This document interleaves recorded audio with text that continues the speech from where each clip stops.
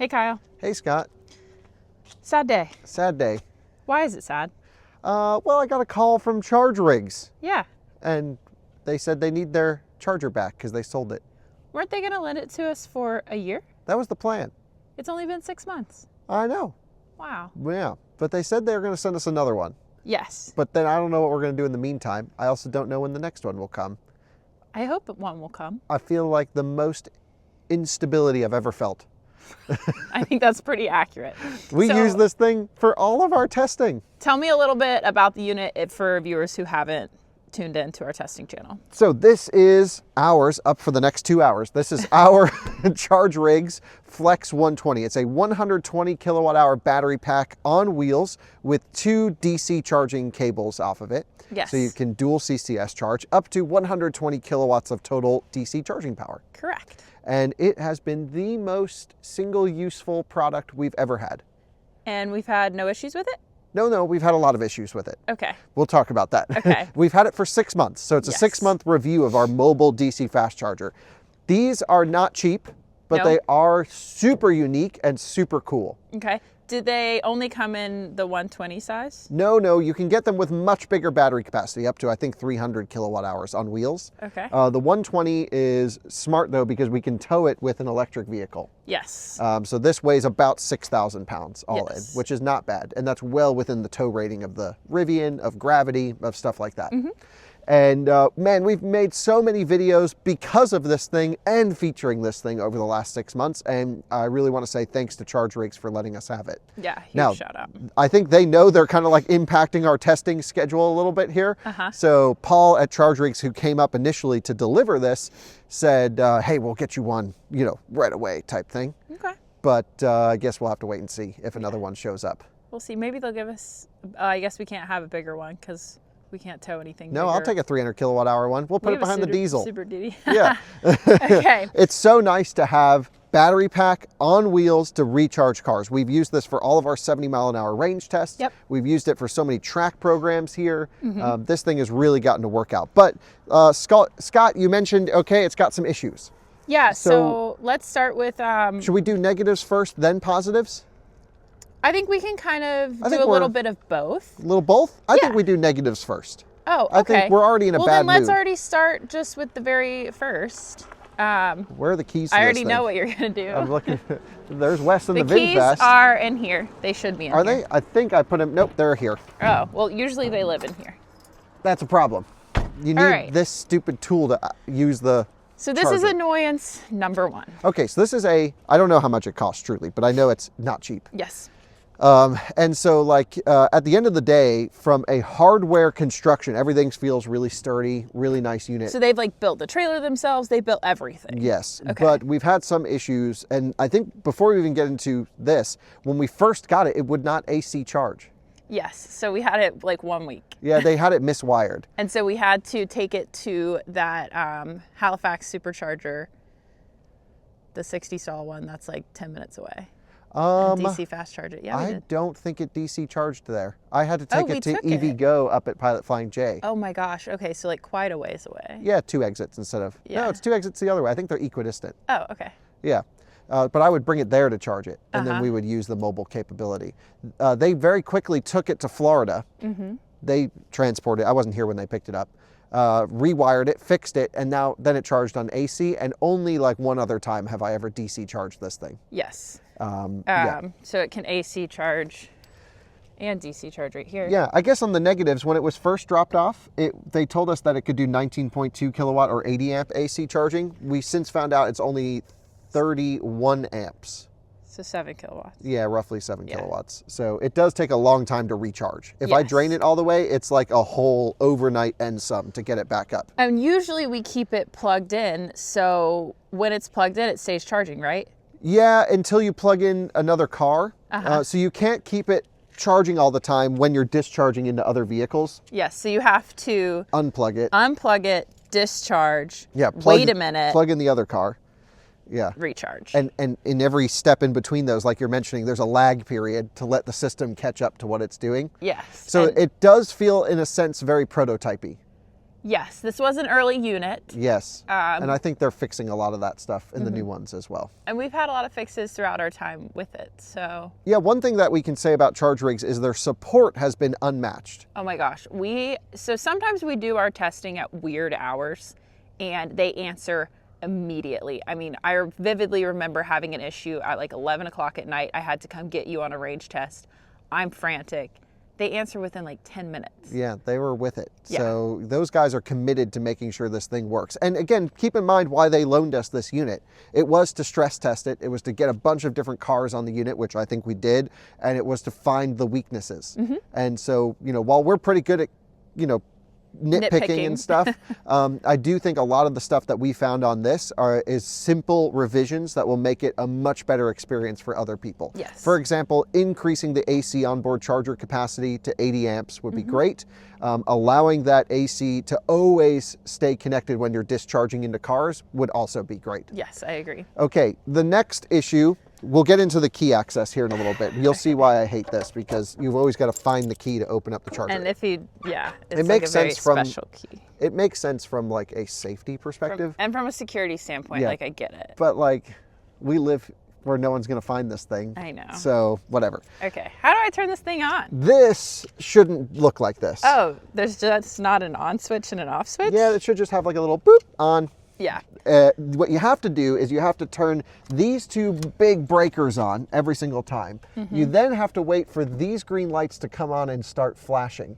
Once they're done flashing, which takes about a minute, then you can turn on the rest of the unit. Yes. That is infuriating. Yes. Because you're standing here, it's raining, you just have stuff to do, we have videos to film, and I'm like this. And in the sun, I'm like this. Yeah, in the sun, you can't see the lights at all, so you're like squinting up at it, and it's so annoying. So I just wish there was an on button. I don't care how long it really takes to start. Just let me hit the on button and go do something else. Yes, you know what I mean? Agree. Because then once they're done flashing, then you have to turn on the in-cabinet auxiliary source controller, which means nothing to anyone, including me. But I know this one turns it on. On button. Yeah, that's the on button. But so they're these done have to be solid. Oh wait, no, they're still flashing. They're still flashing. Good Lord. You'll sometimes hear a little contactor click. Stack 2 is done, but stack 1's still thinking about life. Now they're solid. Okay. Boom, on. Then it clicks into life. Yes. Unless it's cold. And in that case, nothing happens. This is complaint number 2. So we had a pretty mild fall, and we used this all throughout the fall. However, for the last 3 or 4 weeks here in North Carolina, it's been unseasonably cold. We've had 3 snowstorms. It has not gotten above freezing until today.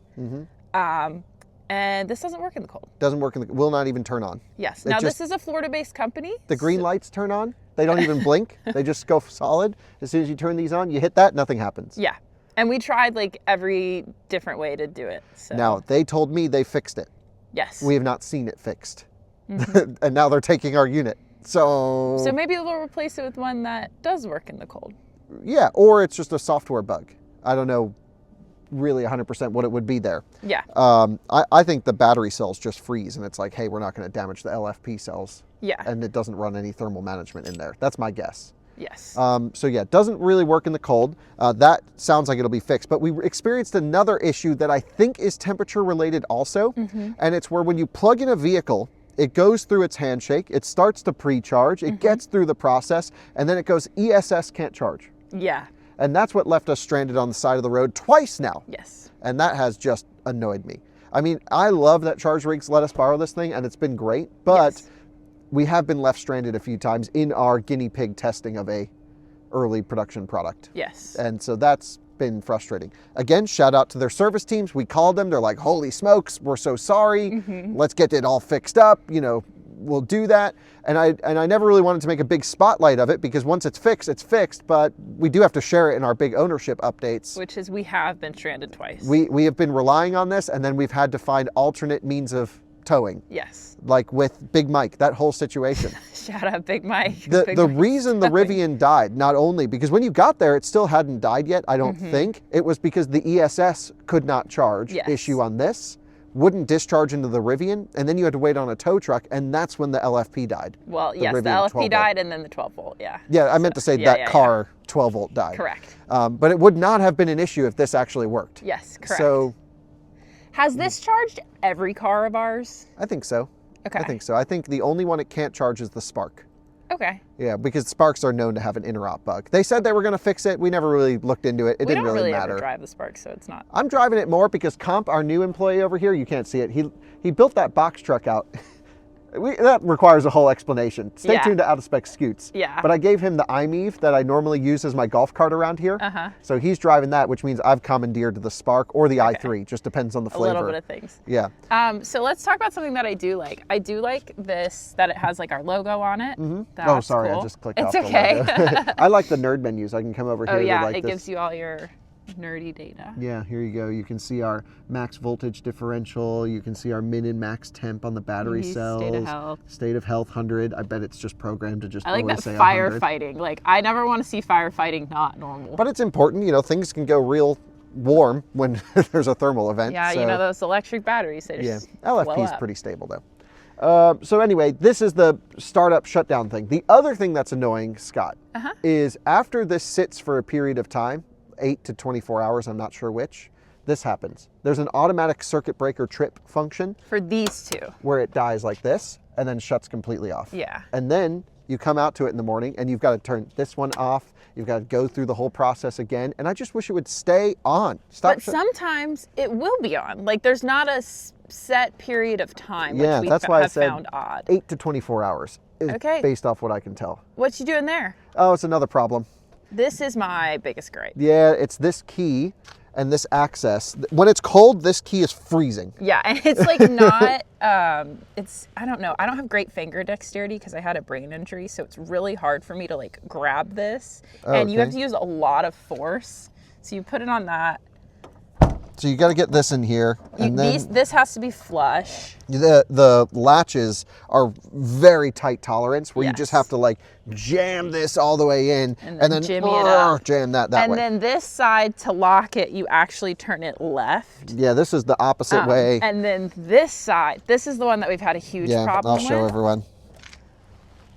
I don't even know if you'll be able. Okay, you were lucky that you could open that. Just now. This one is a little bit tricky. The cables themselves are pretty long.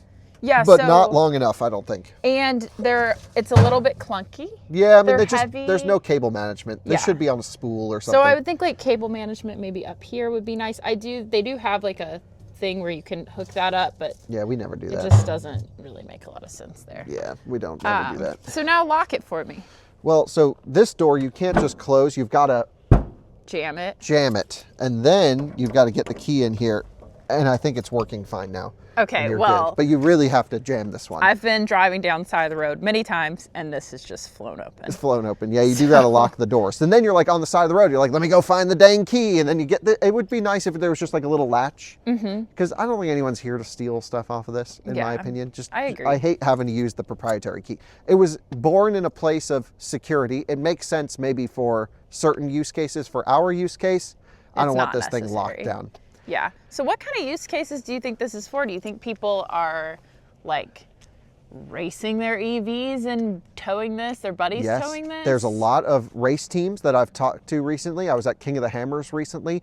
So many people looking for mobile recharging solutions in rural places, at racetracks. But also EV service and repair shops, also roadside towing, also large companies needing to offer workplace charging. If your level 2 is full, let's say you have 50 level 2s in the parking lot, they're full, you may not have the power or ability to even get DC charging to your site. Could be a year-long permit process. Yeah, that's a nightmare. You could drop one of these bad boys in, AC charge it, and then just burp, burp, burp, burp, burp, and you're ripping. So there's so many use cases where it makes sense. Now it's expensive. But I think if they fix a couple of the little things like we've mentioned, and the software feels much more dialed in than when we first got it, even in the 6 months, the improvements has been amazing. I feel like it's really going to be worth it. Yeah. It's great to see them working so hard on their products. I'll give them that. Yes. In terms of other stuff that we don't like really quick, Scott, is there anything else that we don't like? It was the cold weather, it was the weird software, and it's the annoying turning on, turning off process. The door latch. The door latch, and you can't keep it charging while you're charging another car. Yeah. I think that's mostly. I think that was most of the stuff that we didn't like. I do want to highlight, just because I'm looking at it, the trailer is solid. Yes. There is something that we again, we're a little bit nitpicky. Yeah. So if you're We'll talk looking about at this. where it sits on the trailer, Yeah, it's very centered over the weight over the wheels and tires. And they chose high speed rated, high quality trailer tires and a very high quality trailer construction. They do It's all really this. nice. They build this in-house. The battery's insulated with some bushings underneath. It's really well done. I mean, this is the best part of the whole thing. but we would like it if the battery was moved up just a little bit. 6 inches, maybe 5 inches more forwards, just to get a little bit of weight on the front, because this is a 6,000 pound trailer with about 400 pounds of tongue weight, maybe 500. Yeah, I'd say about 500. Yeah, it's a little bit under 10% tongue weight. And you do notice that, where it feels a little floaty on the hitch at times. I've never had a weird stability issue or anything. No, and for how unaerodynamic it is, like it doesn't feel scary, especially when you're towing it with the Super Duty. You don't notice it at all. Right, so it's just more of like, I just feel it knocking around on the hitch from time to time. Yeah. And that's just the nature of this particular load. But I would like just to see it a little bit more tongue weight. It does become hard because this is the smallest and lightest one. It's 6,000 pounds. It's designed to be towed behind electric vehicles, Hummer, Rivian, you know, F-150 Lightning, stuff like that. You could go for the bigger capacity ones, but then you run into issues with a lot of the SUVs that we're towing with. But like if you're going to take it and park it at an office or something, get the that 300, might be fine. Yeah. 300 kilowatt hour one. This box, this storage box has been great to have. Yes. This is really So awesome. keep the chocks in here. They gave us like a Yeah, a lock for it, toe lock. which we never have needed to use. What's this? Yeah, so this uses an automatic tongue jack here, which is a really nice, thoughtful feature. However, I've never been able to use it. the Rivian doesn't have enough output to actually run the motor on this. Yes. So it's nice that there's a manual option. Yeah, you throw this in here and then crank it up and down. crank it. I actually prefer to do it manually because, You like to make everything harder. well, it just goes faster.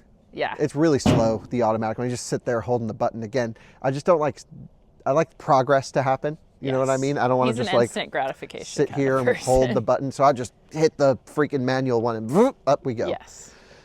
Yeah, so trailer wise, absolutely amazing.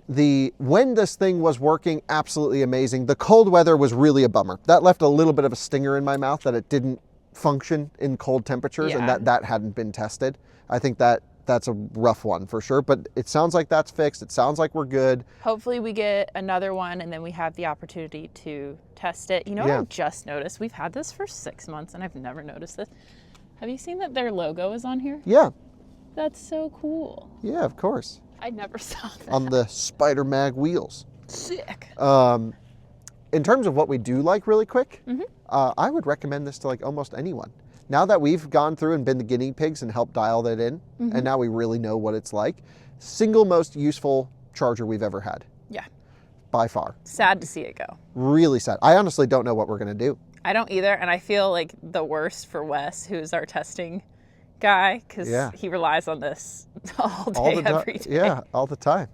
And so, you know, they were supposed to let us have it for 1 year, not to complain. It's been amazing to have it for 6 months, truly. Hopefully. But just to have it yanked, it's like, oh, we didn't have time to come up with another solution. You know what I mean? know. But hopefully they'll stay true on their promise. We'll see. Yeah, hopefully their promise holds true and they'll drop off another one. Yep.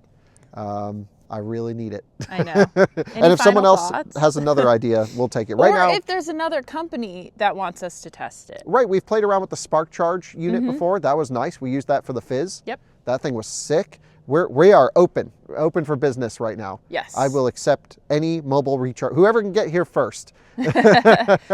Send us an email. Yeah, please, because we're dying right now. We're using a mobile AC recharger at the moment, which Yeah. it just takes a while. And I don't like people sitting on the side of the road longer than they have to. Yeah, that's a tough one. That's a tough one. So with all that said, thanks for watching. Sad to see this thing go. We had it for half the time we thought we would. We'll update you if another one shows up. We're certainly going to be pushing for it. And really my sentiment at the end of the day was this is our first ever experience working with Charge Rigs and testing their units. And I feel so much confidence in them because of their service department. Yeah. Because I can talk to the engineers, I can talk to Paul, I can talk to whoever I need. Well, and it's not just you. I've been able to call like the main line and Yeah. get a hold of them, and they didn't know like that we had it or anything like that. So that's a big deal. They're doing a really good job over there. And, you know, while I think the product needs a refresh on like the next generation of operation and stuff, I feel pretty good about working with them. So I agree. hopefully they'll drop another one off because I like to promote their products. Yeah. I think it's cool. All right, well, time to load this thing on the trailer. That'll be the next clip. That's going to be interesting. Yeah. So not only did I know this wasn't going to get picked up until a couple days ago, I heard yesterday we needed to be here for them to pick it up because Why is that? we have to load it on the transport trailer. So, and there's no winch. There's no winch on the trailer. So we have to back Either it on. forklift it on, which we could do with the tractor, but I don't think our forks on the tractor can handle 6,000 pounds. No. Yeah, so then we're going to have to back it on with the Rivian. Okay. So that's going to be interesting. So let's go see if that happens. The guy is here in about 2 hours. Okay. So I think we should run, get some Chipotle. Yeah. Chipotle, you feeling Chipotle? Sick. It's a Chipotle kind of day. Okay. And then we'll go load this on the trailer. Alrighty. Hey, Kyle. Hey, Scott. Just saw the hauler pull in. Yep. I heard it a mile away. It sounded great. Yeah.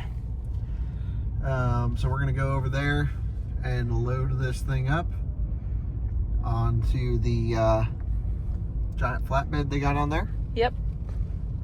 Looking forward to it. So much fun. And take a look ahead. You'll see our brand new chargers have just been installed. Coming to a Bits episode near you. Yeah, or already on Bits. Yeah, who knows? That just happened. We're so excited. Yeah, so those just got on there, which is great. That has been a labor of love. Y'all don't even know. It's been a rough one. But we got dedicated 80 amp EVSCs in there now. 4 of them.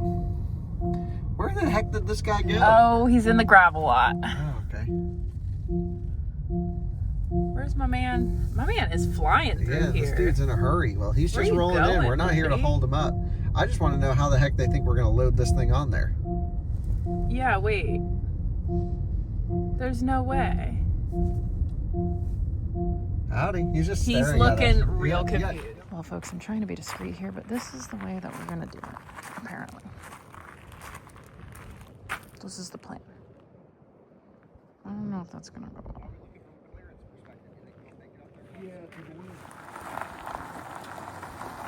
All right, hold what you got.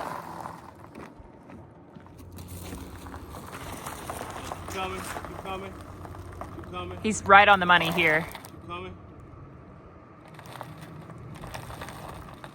Yep. You. Nice and slow, nice and slow. All right, push up. All right. Hold up.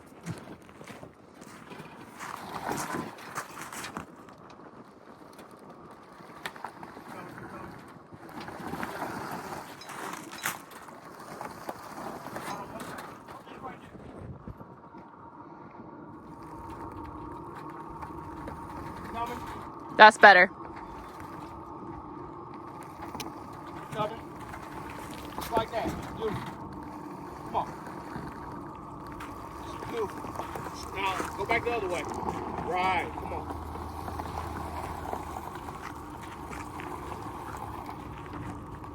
Coming, keep coming. A little bit more.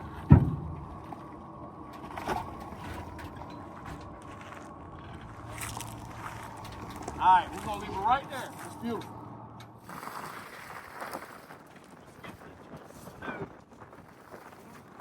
Keep going. Yep, you're on the ground. Woohoo! Yay. Well, Kyle. Is that looking pretty level to you now, Scott? Yes. All right. Locked and loaded. Locked and loaded. It was a cool angle. Bye, Charge Rigs. Hopefully we'll see another one. Thanks for watching another out of spec bits video. Sad to see our Charge Rigs Flexx 120 go, but such is life. Hopefully another one shows up. Good luck to whoever bought it.